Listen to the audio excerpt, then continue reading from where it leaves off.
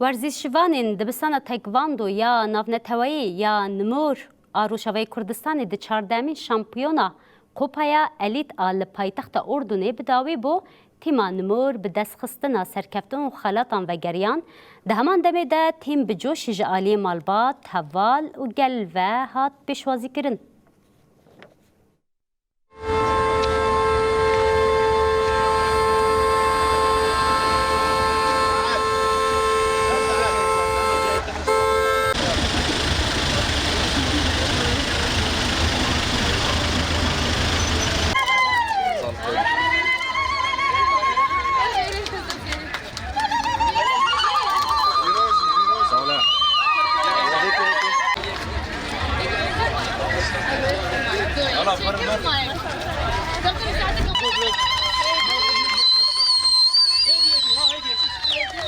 Asla Jiyane, nabe Hasake, Harry Blinde, nabe Rojava, Harry Blinde, Çevik Ligen, Jmao Blinken, Dibistana Taekwondo.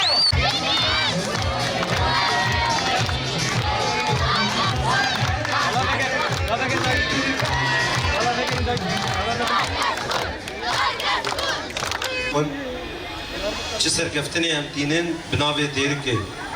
و عموده و قامشلو و حسكه يعني تيم ما ج وان باجارا كشان نافان دي ملكشي هن